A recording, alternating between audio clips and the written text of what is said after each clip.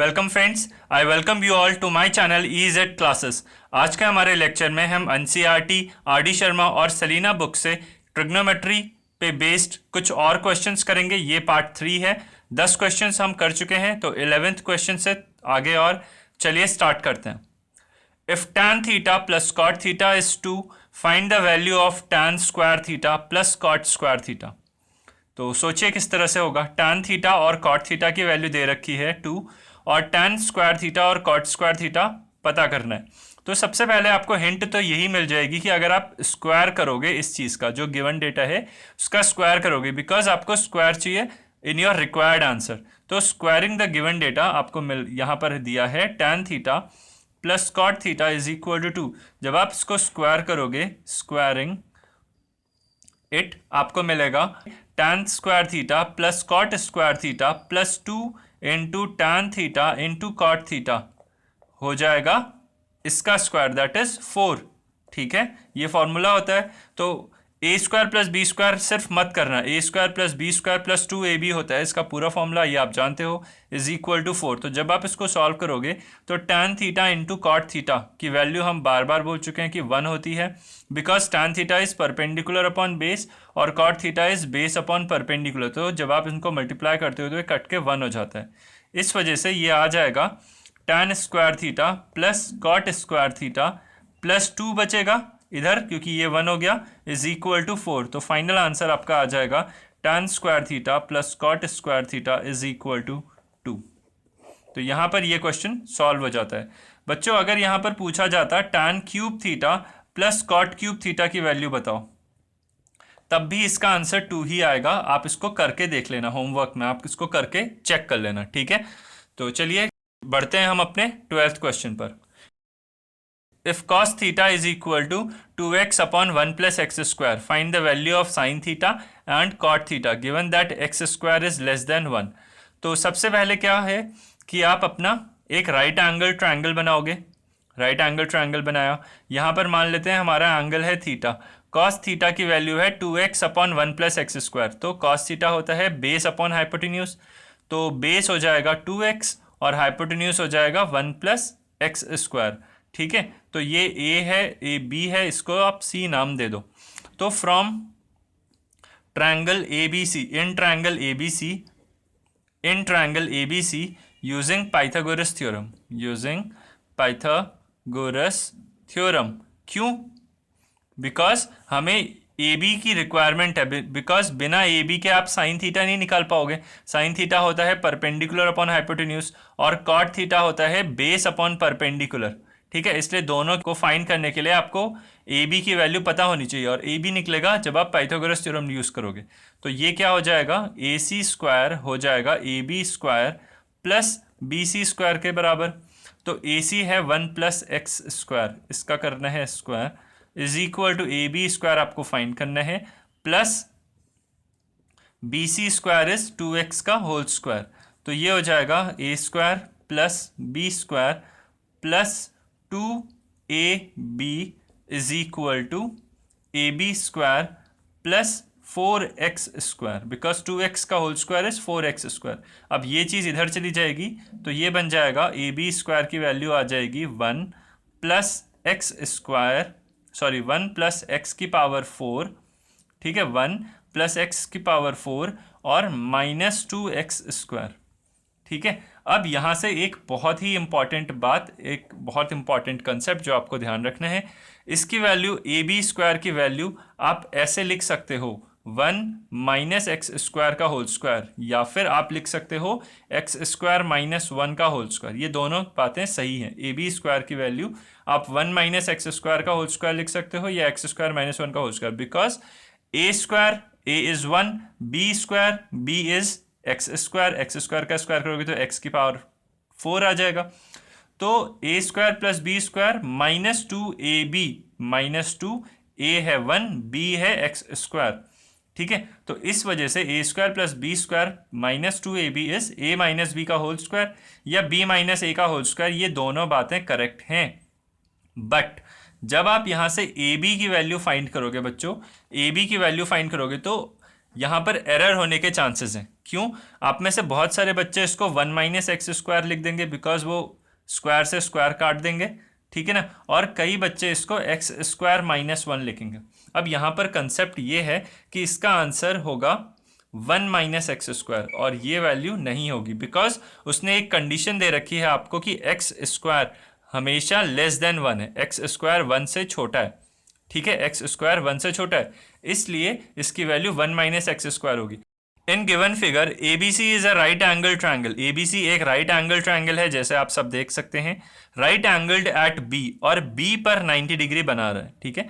If BC is equal to 5 centimeter and AC minus AB is equal to 1 centimeter, find the value of cosec A and cos A।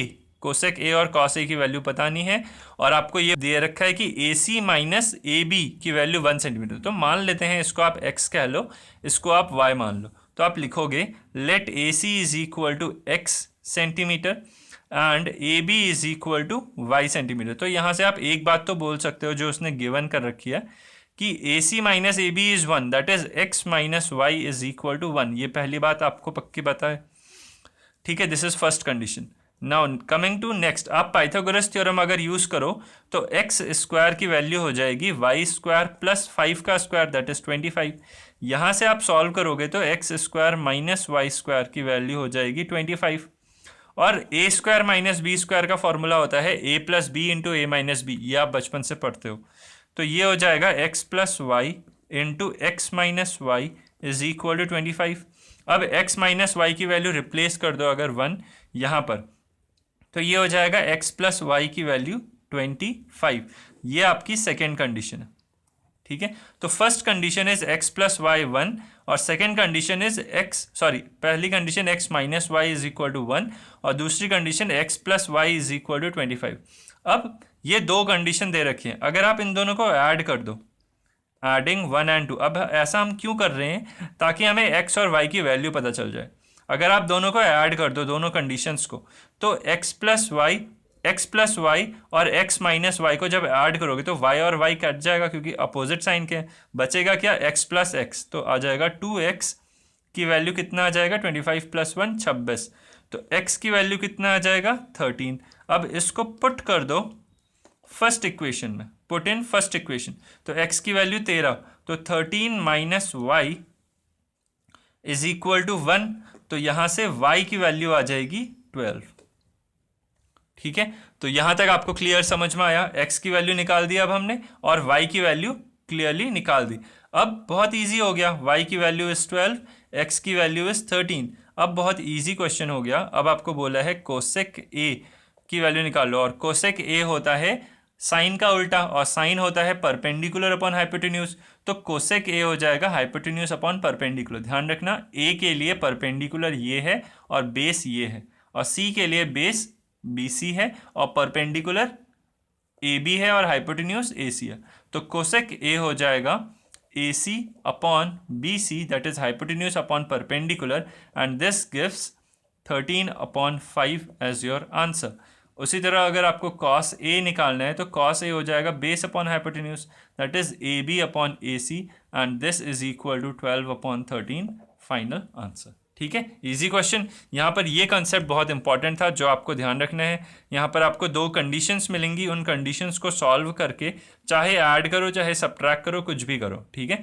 तो दो conditions को solve करके आपने x और y की value निकाली, उनको अपने डायग्राम में प्लॉट करा, और वैल्यू जो आपको चाहिए थी वो ईजिली निकल गई। यहाँ पर लीनियर इक्वेशन इन 2 वेरिएबल का कंसेप्ट इस्तेमाल हो रहा है। ऐसे क्वेश्चंस पूछे जाते हैं बोर्ड एग्जाम में जब 2 या 2 से ज़्यादा चैप्टर, ठीक है, मिक्स करके सवाल आ जाए। तो ऐसे क्वेश्चंस पूछने का एम ये रहता है कि एक सवाल से वो कई सारे चैप्टर्स की नॉलेज आपकी टेस्ट कर लेता है। तो ये क्वेश्चंस की प्रैक्टिस आप ज़रूर कर लीजिएगा। चलते हैं अपने 14th क्वेश्चन पर। In the given figure if cos alpha की वैल्यू है 5/13, ठीक है, एंड कॉस बीटा की वैल्यू है 3/5, तो फाइंड बी डी। देखो कॉस अल्फा आपको दे रखा है 5/13, तो हम मान लेते हैं 5/13 किसकी वैल्यू हो जाएगी? BC अपॉन AC की, because B C is base and A C is hypotenuse. Cos होता है बेस अपॉन हाइपोटेन्यूज, ठीक है। तो हम मान लेते हैं लेट ए सी बराबर 13x और बी सी बराबर 5x हम मान लेते हैं, ठीक है, बिकॉज ये रेशियो दे रखा है। वैसे तो मैं आपको एक ट्रिक बताता हूं जो कि बहुत काम की ट्रिक है, वो ये है, आप कुछ ट्रिपलेट्स याद रख लो। ट्रिपलेट्स क्या होते हैं? राइट एंगल्ड ट्राइंगल में, राइट एंगल ट्राइंगल में अगर दो साइड दे रखी हैं तो पक्की तौर पे तीसरी साइड क्या होगी ये आप याद रख लो। जैसे अगर 3 और 4 हो यहाँ पर, ठीक है, परपेंडिकुलर और बेस अगर 3 और 4 हो तो हाइपोटेन्यूज हमेशा 5 आता है। कैसे पता? 3 का स्क्वायर करो 9, 4 का स्क्वायर करो 16, 9 और 16 को जोड़ दोगे तो कितना आता है? 25, जो कि होता है 5 का स्क्वायर। तो पाइथागोरस थ्योरम फॉलो कर रहा है, ठीक है। 3 का स्क्वायर प्लस 4 का square is 25 which is equal to 5 का स्क्वायर। तो 3, 4, 5 का एक ट्रिपलेट होता है, ये याद रखना, ठीक है। उसी तरह 5, 12 और 13 का एक ट्रिपलेट होता है, याद रखना। अब 5 और 12, यहाँ 5 यहाँ 12 भी हो सकता है, ठीक है। ये मैं बस पेयर बता रहा हूँ, ये 3 नंबर्स का एक पेयर है। 5 का स्क्वायर प्लस 12 का स्क्वायर करोगे तो 13 का स्क्वायर आता है, ठीक है।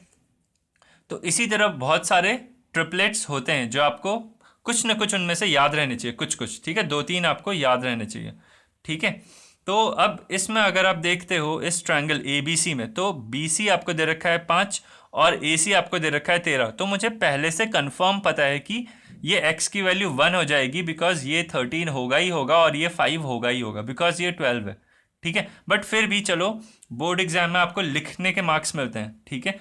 अगर आप कंपटीशन का पेपर दे रहे होते तो आपको इसको लिखने की ज़रूरत नहीं थी, आप डायरेक्टली इसको 13 इसको 5 मान लेते। बट बोर्ड एग्जाम्स है तो इसलिए आपको लिखना पड़ेगा, ठीक है। तो ए सी को मान लो 13x और बी सी को मान लो 5x। तो पाइथागोरस थ्योरम का इस्तेमाल करोगे तो 13x का whole square will be equal to 5x का होल स्क्वायर प्लस 12 का स्क्वायर। तो यहाँ से आ जाएगा 169x square minus 25x square is equal to 144। यह आ जाएगा 144x square is equal to 144। तो x स्क्वायर आ जाएगा 1, x आ जाएगा 1। देयरफॉर बी सी आपका श्योर हो जाएगा 5 सेंटीमीटर एंड ए सी आप श्योर हो जाओगे 13 सेंटीमीटर, ठीक है। तो अब यहाँ पर आप लिख लो 13 centimeter and this is 5 centimetre.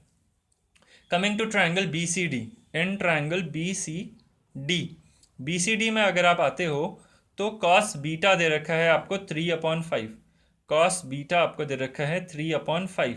तो कॉस बीटा 3/5 है तो that means C D upon B C आपको दे रखा है 3/5। देयरफॉर सी डी को आप मान लो 3k और बी सी को आप मान लो 5k, ठीक है। ये वेरिएबल x मत मानना x के टर्म, बिकॉज x को यहाँ यूज़ कर चुके हो सिर्फ इसलिए, ठीक है। तो इसको k के टर्म्स में रख दिया।